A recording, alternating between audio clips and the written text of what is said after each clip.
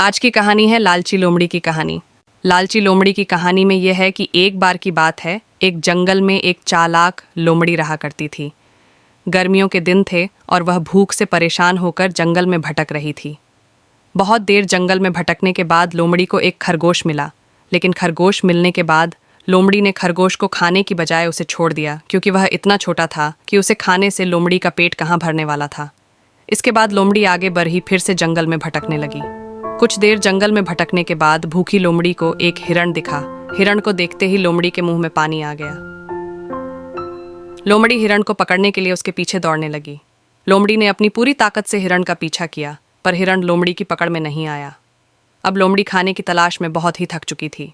जब लोमड़ी के हाथ हिरण भी नहीं लगा तो लोमड़ी सोचने लगी कि इससे अच्छा होता वह छोटे से खरगोश को ही खा लेती जिसको उसने छोड़ा था।